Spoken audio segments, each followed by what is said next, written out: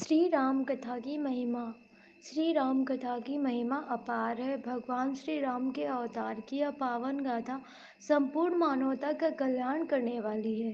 श्री राम कथा सुनने का अनुरोध करते हुए माता पार्वती भगवान शंकर से कहती हैं, रघुवंश भूषण का यह चरित्र श्रवण मंगल के साथ साथ अनुकरण मंगल भी है। श्री राम कथा का संदेश ग्रहण कर आबाल वृद्ध नर नारी अपने निज पारिवारिक एवं सामाजिक जीवन को संवार सकते हैं। रघुनंदन के स्वभाव ही सहजता, विनम्रता, समरसता, कर्तव्य पारायणता, शरणागत वत्सलता, वीरता आदि सद्गुण ही उन्हें मर्यादा पुरुषोत्तम बनाते हैं। चित्रकूट में उनके शील की सराहना सभी करते हैं। राम जी को भक्त बड़े प्रिय हैं। वे जाति पाति कुल बल बुद्धि संपत्ति आदि को महत्वहीन मानते हैं। शबरी माता से वे कहते हैं, श्री राम कथा जीवन के साथ साथ मृत्यु संवारना भी सिखाती है। महाराज दशरथ का जीवन श्री राम, लक्ष्मण, भरत और शत्रुघ्न जैसे पुत्र पाकर धन्य हो गया। राम उनको प्राण से भी अधिक प्रिय थे, परंतु राजधर्म का पालन करते हुए उन्होंने राम लक्ष्मण को यज्ञ रक्षा हेतु महर्षि विश्वामित्र से के साथ ताड़का वन में भेज दिया। पुनः माता कैकेयी को दिए गए वचन की रक्षा हेतु राम जी को 14 वर्षों का वनवास दे दिया। साथ ही राम विरह में शरीर त्याग कर उन्होंने अपना मरण भी संवार लिया। गिरिराज नहीं गिद्धराज जटायु की वीर गति की उज्ज्वल गाथा भी अद्भुत प्रेरणादायी है। कर्तव्य पथ पर चलते हुए प्राणोत्सर्ग भी करना पड़े तो वह जीवन से भी अधिक वर्णनीय है। सीता माता ने दाम्पत्य जीवन का आदर्श प्रस्तुत किया। उन्हें तो वनवास नहीं मिला था, लेकिन वे मानती हैं कि यदि पति वन में भी तपस्या कर रहे हों तो पत्नी का राजमहल में सुख से रहना उचित नहीं। वे राम जी से प्रश्न करती हैं, लक्ष्मण जगत के सभी संबंधों को राम जी में ही देखते हैं। भरत जी का चरित्र तो सागर की तरह विशाल है।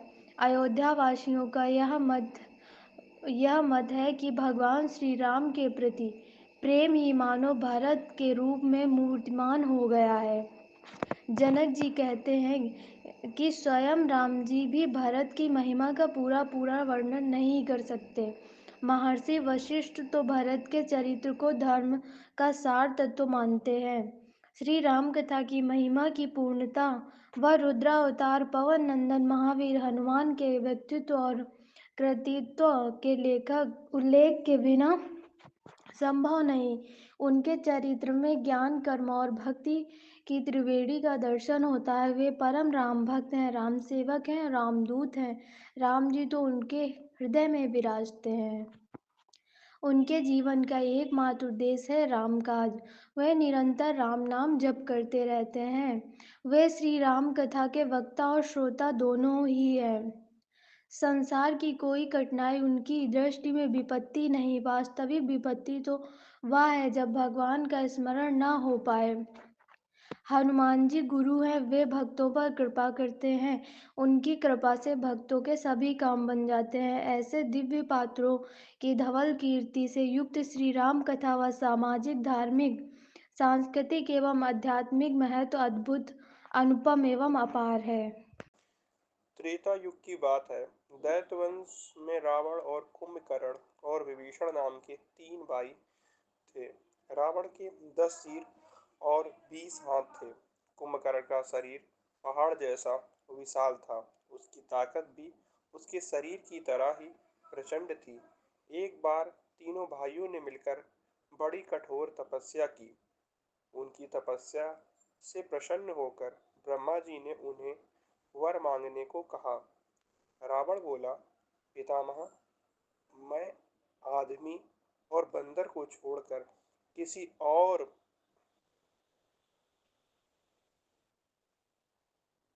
से मारा न जाऊं। ब्रह्मा ने उसे मनचाहा वरदान दे दिया। रावण को विश्वास था कि मनुष्य और बंदर तो उसे मार नहीं पाएंगे, इसलिए इस प्रकार से वह अमर हो गया। कुंभकर्ण वरदान में कुंभकर्ण ने वरदान में इंद्र का पद मांगना चाहा था। ब्रह्मा जी ने उसका विशाल शरीर देखा।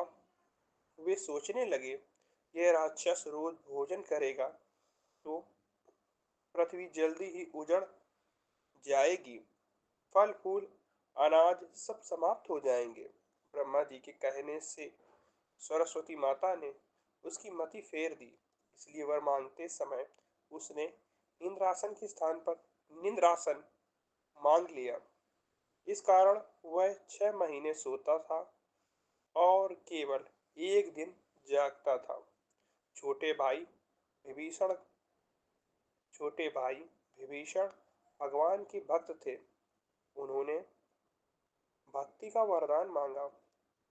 मैं नाम के दानव ने अपनी बेटी मंदोदरी का विवाह रावण से किया। रावण के बेटे मेघनाथ ने उग्र तपस्या से अनेक सिद्धियां प्राप्त की थीं। रावण के सभी बेटे पोते और सेवक दुष्ट और अत्याचारी थे। रावण ने एक दिन समुद्र के बीच त्रिकूट पर्वत पर बसी हुई लंका नगरी को देखा। वहां एक बहुत सुंदर सोने का महल था। उसमें ढेर सारी चमचमाती सुंदर मणियां थीं। वहां यक्ष जाति के लोगों का बसेरा था। रावण के मन में लालच आ गया। उसने अपनी सेना सहित चढ़ाई करके यक्षों को खदेड़ दिया। वह अपने परिवार और सैनिकों के साथ वहां रहने लगा। एक दिन वह कुबेर से उनका पुष्पक विमान छीन कर ले आया। उसके बेटे पोते और सैनिक चारों ओर जाकर अत्याचार करने लगे। मेघनाथ ने तो इंद्र को हरा दिया। तब से उसका नाम इंद्रजीत हो गया। रावण जब गदा लेकर चलता था तब धरती डोलने लगती थी। इससे उसे अपने बल का बहुत घमंड हो गया। उसने अपने सैनिकों से कहा, जाओ पृथ्वी पर फैलकर यज्ञ हवन पूजन पाठ जप तप श्रद्धा सब बंद करा दो। देवताओं को पकड़कर बंदी बना लो। आदेश मिलते ही राक्षस उपद्रव मचाने लगे और चारों ओर से हाहाकार मच गया। सभी राजा लोग रावण की अधीनता स्वीकारने लगे। कहीं भी धार्मिक कार्य का पता लगते ही उसके सैनिक वहां ईंट पत्थर मांस रुधिर आदि बरसाने लगते थे। धार्मिक स्थान की पवित्रता नष्ट कर देते थे। वे भक्तों के गांव में आग लगा देते थे। देख इस प्रकार धर्म को क्षीण होता देख पृथ्वी व्याकुल हो गई। उपद्रवी राक्षसों का अत्याचार वह सह नहीं पा रही थी। अतिशय देखी धर्म कै ग्लानि परम सवित धरा अकुलानी। धरती हम सब की माता है। निर्दोष प्राणियों पर अत्याचार देख वह बहुत दुखी हो जाती है। वह गाय का रूप बनाकर मुनियों और देवताओं के पास गई। वे वे सब बहुत दुखी थे।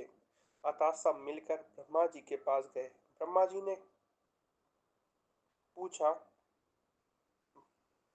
ब्रह्मा जी से पूछा सभी ने मिलकर ब्रह्मा जी से पूछा, पितामह, हम लोग भगवान को कहाँ और कैसे खोजें?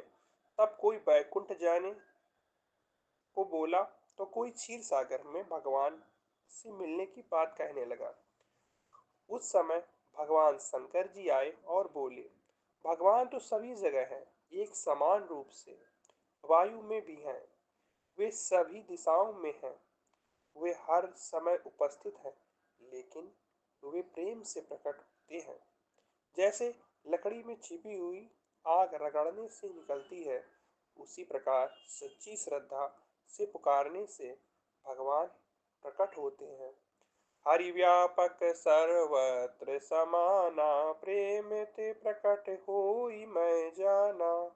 यह सुनकर सभी लोग गदगद मन से भगवान की प्रार्थना करने लगे। सामूहिक प्रार्थना से खुश होकर भगवान ने आकाशवाणी की। भगवान ने कहा, आप लोग भय छोड़कर अपने अपने स्थान जाइए। मैं राक्षसों का नाश करने अवतार लूंगा। मैं राजा दशरथ और रानी कौशल्या के पुत्र के रूप में धरती पर आऊंगा। इस प्रसंग से सामूहिक प्रार्थना की शक्ति का पता चलता है। सच्चे मन से की गई भगवान की प्रार्थना हमेशा अच्छा फल देती है। जब समस्या देश और समाज की हो तो प्रार्थना एक साथ मिलकर करनी चाहिए। मिलजुलाकर किया गया मिलजुल कर किया गया हर शुभ कार्य फल देता है। बोलो सीताराम भगवान की जय। अध्याय 2। श्री राम अवतार की पावन लीला। ब्रह्मा जी ने सभी देवताओं से कहा, आप सभी बंदर के रूप में पृथ्वी पर जाकर रहें। भगवान को जब आवश्यकता होगी तब आप लोग उनकी मदद करिएगा। ब्रह्मा जी का आदेश पाकर सभी देवी देवता बंदर के रूप में पृथ्वी पर आ गए। भगवान शंकर ने भी अपने एक अंश से हनुमान के रूप में अवतार लिया। वे देव स्वरूप बंदर राक्षसों से जरा भी नहीं डरते थे। उनके पास तेज नाखून थे। वे राक्षसों को लात घूंसों से पीट कर मार डालते थे। वे बड़े बड़े पत्थरों को और पेड़ों को भी हथियारों की तरह उपयोग में लाते थे। वनराज बाली, सुग्रीव, केसरी, हनुमान, अंगद, नल, नील आदि वानर वीर राक्षसों से भिड़ जाते थे। एक बार बाली ने राक्षसों के राजा रावण को अपनी बाह में दबाकर रख लिया था। बाद में बहुत गिड़गिड़ाने पर उसे छोड़ा। एक दिन अयोध्या के राजा दशरथ ने पुत्रेष्टि यज्ञ कराया। उस यज्ञ के प्रसाद को उन्होंने अपनी 3 रानियों को खिलाया। प्रसाद की महिमा से भगवान अपने अंशों के सहित माताओं के गर्भ में आ गए। चैत्र मास के शुक्ल पक्ष की 9वीं तिथि को देवता आकाश से फूल बरसाने लगे। वे भगवान की स्तुति कर रहे थे। चारों ओर मंगल ध्वनि गूंज रही थी। जोर जोर से नगाड़े बज रहे थे। ठीक दिन के 12 बजे माता कौशल्या की कोख से भगवान श्री राम प्रकट हो गए। यहाँ पर हमें ध्यान देना है कि भगवान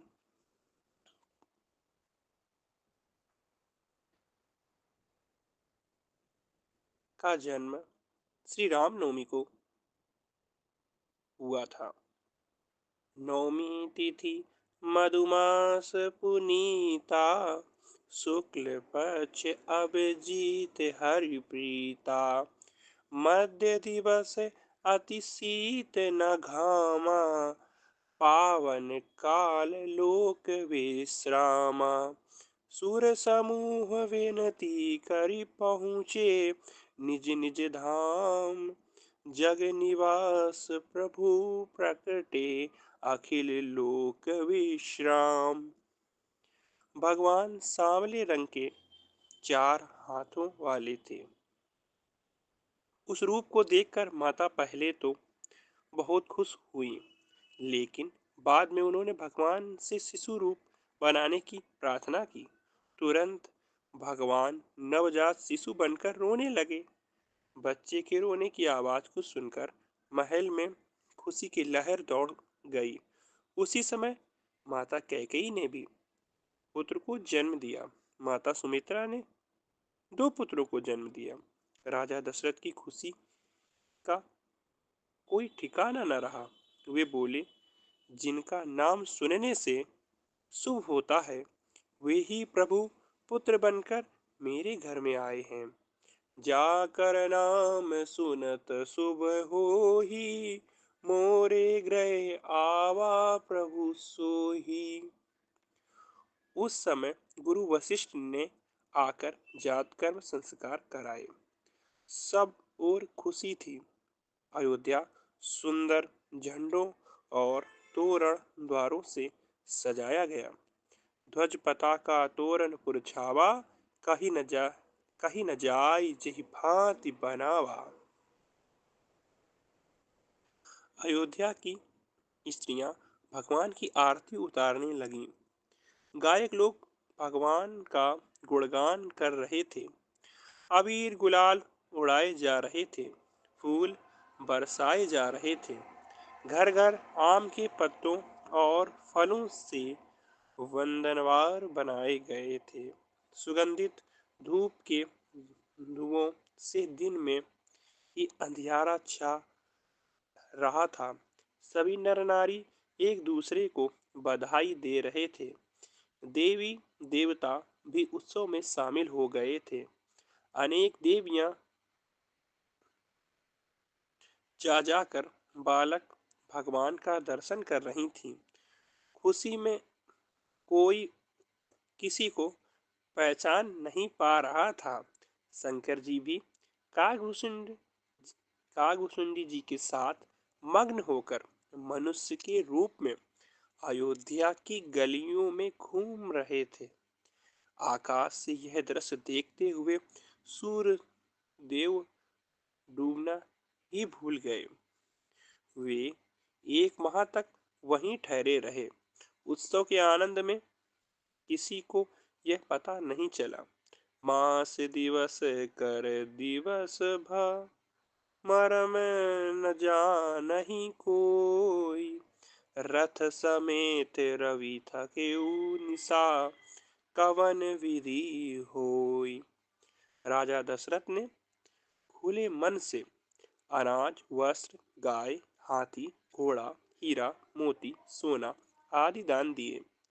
कुछ दिनों के बाद चारों भाइयों का नाम रखा गया। गुरु वशिष्ठ ने माता कौशल्या के पुत्र का नाम राम रखा।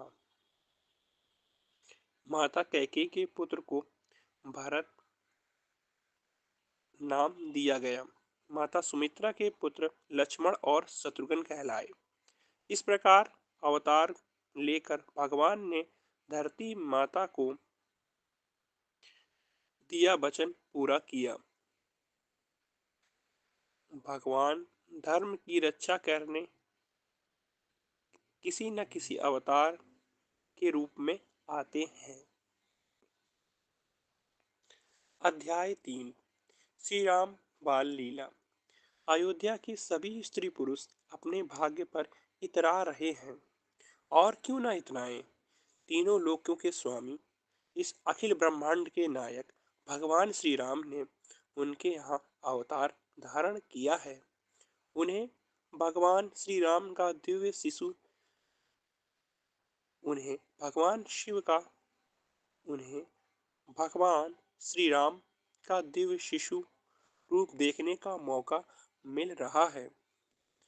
राजा दशरथ और रानी कौशल्या की खुशी का तो कहना ही क्या। राम की सांवली नन्ही कोमल काया की सुंदरता देखते ही बनती है। उनका हंसना, रोना और हाथ पैर चलाना सबको अच्छा लगता है। माता कभी उन्हें गोद में उठा लेती, कभी पालने में झुलाने लगती। राम जी के सांवले मुख पर घुंघराले बाल लहराते रहते। उनके कंठ पर शंख की तरह 3 रेखाएं हैं। उनके हाथ घुटनों के नीचे तक लंबे हैं। उनके तलवों पर दैवीय चिन्ह बने हैं। उनके पैरों में पैजनी पहनाई गई है। उनके पैर हिलते ही छोटे छोटे घुंघरू बजने लगते हैं। माता को दिन रात के बीतने का पता ही नहीं चलता। प्रेम मगन कौसल्या, निस दिन जात न जान। सुत सनेह बस माता, बाल चरित कर गान। एक बार माता ने राम जी को पालने में लिटा दिया। वे स्वयं पूजा करने चली गईं। पूजा घर से निकलकर वे रसोई में गईं। उन्होंने लौटकर देखा कि बालक राम नैवेद्य का भोग लगा रहे हैं। चकरा कर वे शिशु के कमरे में गईं। वहां देखा कि शिशु पालने में लेटा है। फिर पूजा गृह में आईं तो उसी प्रकार उन्हें भोग लगाते देखा। माता को कुछ समझ में नहीं आ रहा था। वे कभी दौड़कर शिशु के कमरे में आती तो कभी दौड़कर पूजा कक्ष में जाती। एक साथ दोनों जगह बालक राम को देखकर घबरा गईं। माता को परेशान देखकर बालक राम मुस्कुराने लगे। उसी समय माता को उनका विराट रूप दिखाई दिया। सारी सृष्टि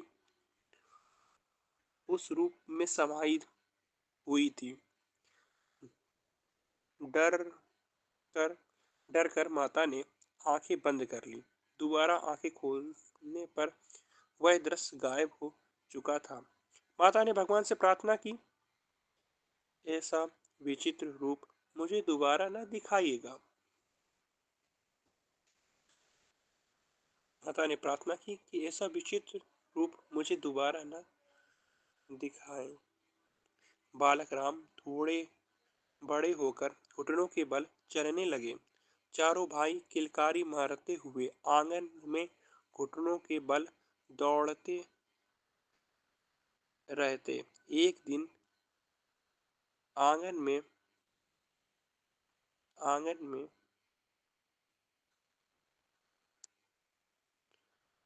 आंगन में कुसुंडी नाम का एक कौवा आ गया। वास्तव में वह एक तपस्वी था। वह बालक राम का भक्त था।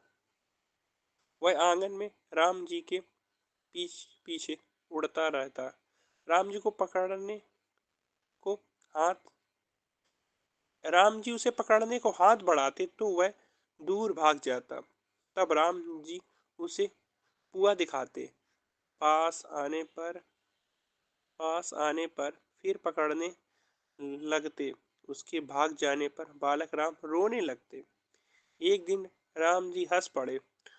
उसके हंसते ही उनके हंसते ही एक दिन राम जी हंस पड़े। उनके हंसते ही कागभूषुंडी उनके मुंह के अंदर चले गए। भगवान के पेट में उन्हें वही विराट दृश्य दिखा जो माता कौशल्या ने देखा था। उन्हें वहां करोड़ों ब्रह्मांड दिखे। वे उड़कर एक ब्रह्मांड से दूसरे ब्रह्मांड में जाते थे। उन्हें सभी ब्रह्मांडों में पृथ्वी दिखाई दी। सभी पृथ्वी पर अयोध्या दिखाई दी। सभी अयोध्या में राम जी खेलते हुए दिखे। जब वे व्याकुल हो गए तो राम जी हंस पड़े। उनके हंसते ही काकभूषुंडी जी बाहर आ गए। यह घटना उन्होंने गरुड़ को सुनाई। देखी कृपाल विकल मोही, बिहसे तब रघुवीर, बिहंस तहि मुख बहिर, आयहु सुनु मति धीर। थोड़े और बड़े होने पर चारों भाई डगमगाते हुए चलने लगे। राम जी बाल सखाओं के साथ खेल में मग्न रहते थे। खेल छोड़कर वे भोजन करने भी नहीं जाते थे। जब माता पकड़ने लगती जब माता पकड़ने जाती तो वे डगमगाते हुए भाग जाते थे। कौशल्या जब कौशल्या जब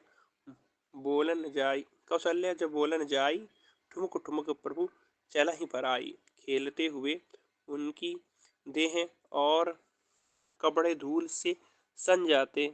उसी तरह वे दौड़ते हुए आते और पिता उन्हें गोद में बिठा लेते। एक दो कौर खाकर वे फिर भाग जाते, मुख में दही भात लपटाए ही वे खेलने लगते। देवी देवता भी उनकी बाल लीला को देखने के लिए आते रहते। शंकर जी तो एक बार शंकर जी तो एक बार क्या कई बार आते थे। एक बार वे ज्योतिषी बनकर आए। एक बार वे मदारी बनकर हनुमान जी को लेकर आए। राम जी का दिव्य बालक रूप देखना उन्हें बहुत अच्छा लगता था। जब संसार का मालिक ही बालक जब संसार का मालिक ही बालक बना हुआ हो तो उसकी लीला तो मनोहर होगी ही। दशरथ जी और माता कौशल्या की भक्ति की डोर से बंधकर भगवान बच्चे भगवान बच्चे बने हुए घूम रहे हैं। माता कौशल्या की भक्ति की डोर ने तीनों लोकों के स्वामी को बालक के रूप में बना दिया। सच में भक्ति की शक्ति गजब की होती है। बोलो सीताराम भगवान की जय। अध्याय 4। महर्षि विश्वामित्र के यज्ञ की रक्षा। जब राम लक्ष्मण भरत और शत्रुघ्न थोड़े और बड़े हुए तो उनका यज्ञोपवीत संस्कार किया गया। शिक्षा प्राप्त करने के लिए वे गुरुकुल में भेजे गए। चारों भाई बहुत कम समय में सभी विद्याओं में निपुण हो गए। गुरु ग्रहे पढ़न गए रघुराई, अल्प काल विद्या सब आई। गुरुकुल से लौटकर वे माता पिता की आज्ञा का पालन करते थे। वे सवेरे उठकर सबसे पहले माता पिता एवं गुरु को प्रणाम करते थे। प्रातः काल उठी के रघुनाथा, मात पिता गुरु ना वही माथा। प्रातः काल उठ के रघुनाथा, मातु पिता गुरु ना वही माथा।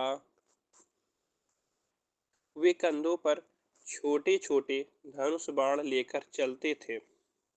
उस समय उनकी छवि देखते ही बनती थी।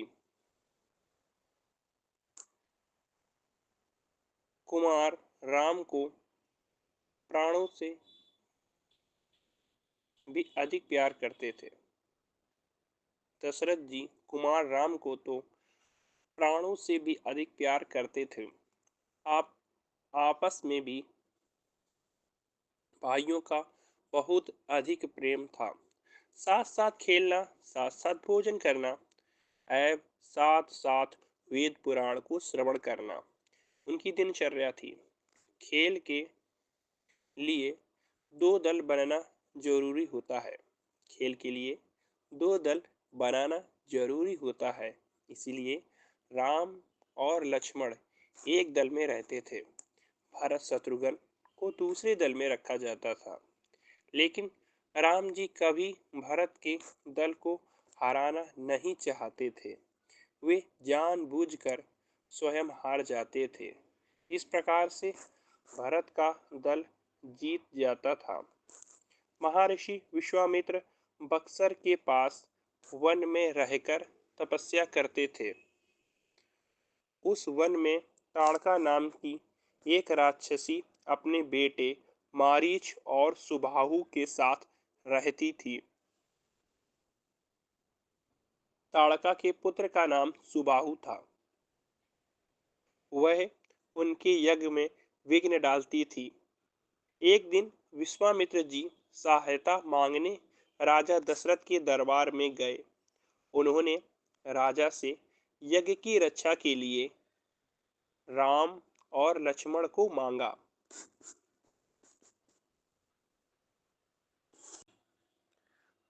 राजा को राम से बहुत अधिक प्रेम था।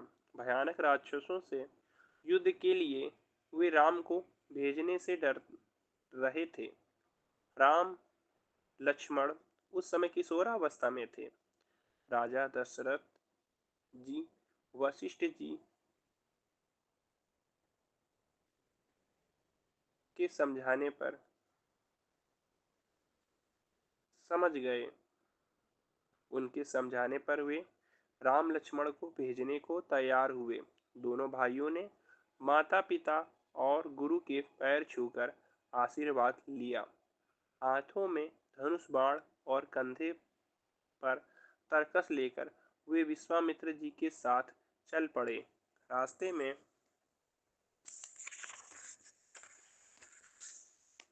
चल चलते हुए वे बहुत वीर और बलवान दिखाई पड़ रहे थे। तुलसीदास जी ने लिखा है, मानो वे दो पुरुष मानो वे दो पुरुष सिंह चले जा रहे हों। अयोध्या में बहुत दूर अयोध्या से बहुत दूर जाने पर उन्हें गंगा नदी मिली। गंगा पार कर वे ताड़का वन में पहुंचे। दो वीरों को देखकर दोनों वीरों को देखकर ताड़का क्रोध से उबल पड़ी। वह अपना विकराल मुख और दोनों हाथ फैलाकर उनकी ओर दौड़ी। राम जी ने उसे एक ही बाण से मार डाला। ताड़का जैसी विकराल राक्षसी को भगवान श्री राम ने अपने एक बाण मात्र से मार दिया था। प्रसन्न होकर गुरु जी ने उन्हें अपने अस्त्र शस्त्र सौंप दिए। रात होने पर उन लोगों ने विश्राम किया। सवेरे उठकर गुरु जी अपने आश्रम में यज्ञ करने लगे। राम और लक्ष्मण धनुष बाण लेकर यज्ञ की रखवाली करने लगे। यज्ञ का धुआं देख मारीच सुबाहु दल बल के साथ दौड़े आए। राम जी ने बिना फर के बाण से मारीच को मारा। वह 100 योजन लंबे समुद्र के 100 योजन लंबे समुद्र को पार कर जाकर गिरा। तब राम जी ने अग्नि बाण से सुबाहु को मार डाला। लक्ष्मण जी ने अकेले ही शेष असुरी सेना को मार डाला।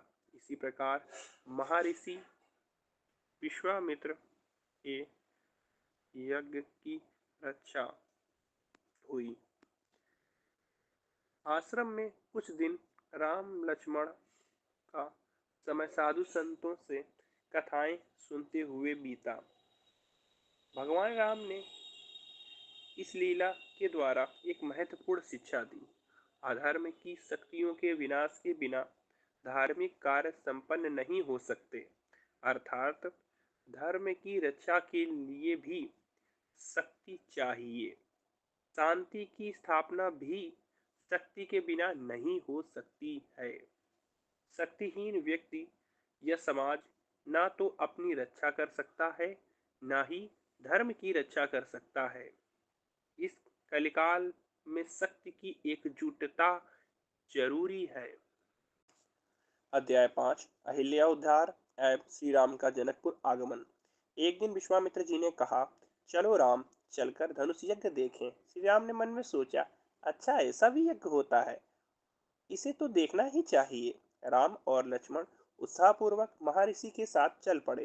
रास्ते में उन्हें सुनसान आश्रम मिला। वहां कोई आदमी नहीं था, कोई पशु पक्षी भी नहीं था, केवल एक पत्थर की मूर्ति पड़ी हुई थी। राम जी ने आश्चर्यचकित होकर गुरु जी से पूछा, इस निर्जन स्थान पर यह मूर्ति कैसी है? गुरु जी बोले, राम, आज यह मूर्ति जागने वाली है। गुरु जी बोले, यह मूर्ति बहुत वर्षों से तुम्हारी ही राह देख रही है। वास्तव में यह कोई मूर्ति नहीं है, यह तो गौतम ऋषि की पत्नी अहिल्या है। ऋषि के श्राप से वह पत्थर की बन गई है। आगे बढ़ो, उसे अपने पैरों से छू दो।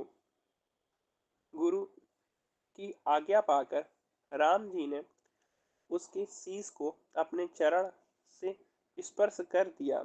उनके चरणों की पवित्र धूलि लगते ही अहिल्या जाग उठी। वह राम जी की स्तुति करने लगी। ऋषि का श्राप आज उसके लिए वरदान हो गया था। उसने बार बार प्रभु श्री राम जी के चरणों में झुककर प्रणाम किया। उसकी खुशी का ठिकाना नहीं था। खुशी में मग्न वह बोली, जिन पैरों से गंगा जी निकली हैं, जिन्हें शिव जी ने अपने मस्तक पर धारण किया है, जिन चरणों की पूजा ब्रह्मा जी करते हैं, आज कृपालु भगवान ने वे ही चरण कमल मेरे सिर पर रख दिए।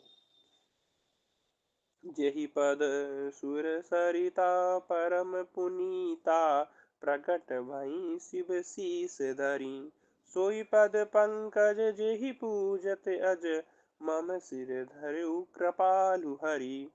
राम जी से भक्ति का वरदान पाकर अहिल्या अपने पति के घर चली गईं। वहां से दोनों भाइयों को साथ लेकर विश्वामित्र जी गंगा के तट पर पहुंचे।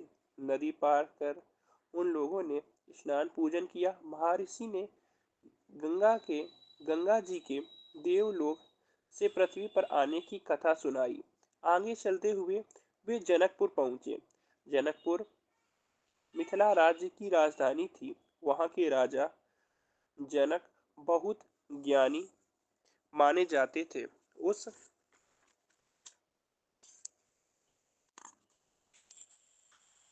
नगर की शोभा देखते ही बनती थी। राजमहल की शोभा अनुपम थी। नगर में सब तरफ समृद्धि दिखाई देती थी। महर्षि के कहने पर सभी लोग एक आम के बगीचे में ठहर गए। मालूम होते ही जनकपुर के राजा जनक जी गुरु सतानंद जी परिजनों एवं मंत्रियों के साथ उनसे मिलने आए। राम लक्ष्मण को देखकर उनका मन मुग्ध हो गया। उन्होंने पूछा, ये दोनों सुंदर बालक कौन हैं? ऐसा लगता है कि ये स्वयं ब्रह्मा ऐसा लगता है कि ये स्वयं ब्रह्म ही ब्रह्म ही इस रूप में आ गए हैं। विश्वामित्र जी बोले, हे राजन, ये महाराज दशरथ के पुत्र हैं। अप, अपने यज्ञ की रक्षा के लिए मैं इन्हें मांग कर लाया था। इन्होंने भयंकर बलशाली राक्षसों को मार डाला। ये शोभाशील और बल के धाम हैं। जनक जी ने आदरपूर्वक उन्हें एक सुंदर महल में ठहराया। शाम में गुरुजी की आज्ञा लेकर दोनों भाई नगर घूमने गए। जनकपुर में उन्हें देखते ही खबर फैल गई। सांवले रंग के राम और गोरे लक्ष्मण को देखते ही लोग उमड़ पड़े। बच्चे, बूढ़े, जवान, स्त्री, पुरुष सब उन्हें जी भर कर देख लेना चाहते थे। बच्चे तो उन्हें छू छू कर नगर दिखाने लगे। वहां की स्त्रियां एक दूसरे से कहने लगी, सीता के लिए यह सांवला किशोर सबसे अच्छा वर है। शायद भगवान ने इसीलिए इसे यहाँ भेजा है। वे आनंद मग्न होकर राम लक्ष्मण पर फूल बरसाने लगी। जनकपुर वासियों को दर्शन देकर दोनों भाई गुरु जी के पास लौट गए। दूसरे दिन सवेरे गुरु जी ने उन्हें फूल लाने भेजा। उस वाटिका में वे माली से पूछ पूछ कर फूल तोड़ने लगे। उसी समय गौरी पूजन के लिए सीता जी भी सखियों सहित वहां आईं। करधनी और पैजनियों की झंकार सुनकर राम जी ने उधर देखा। वे लक्ष्मण से बोले, यही जनक जी की बेटी सीता है। धनुष यज्ञ इसी के लिए हो रहा है। सीता जी को भी एक सखी ने राम लक्ष्मण के विषय में बताया। उसने कहा, कल इन राजकुमारों को देखने के लिए सब लोग अपना काम धाम छोड़कर सड़क पर निकल पड़े थे। वे ही अयोध्या के नरेश दशरथ के पुत्र राम लक्ष्मण बाग में आए हुए हैं। उत्सुकता बस सीता ने सखी को बताई दिशा को देखा। उसी समय लताओं के बीच निकलते हुए दोनों भाई दिखाई दिए। ऐसा लगा कि बादलों की ओट में से दो चंद्रमा निकल गए हों। अचानक राम जी ने सामने अचानक राम जी को सामने पाकर सीता जी सुध बुध खोकर उन्हें देखने लगी। तभी नारद जी की बात याद आ गई। उन्होंने मन ही मन सोचा, भला ये ही सुकुमार शिव जी का कठोर धनुष तोड़ पाएंगे। सखियों के कहने पर उन्होंने पार्वती जी की पूजा कर आशीर्वाद मांगा। राम लक्ष्मण भी फूल लेकर गुरु जी के पास चले गए।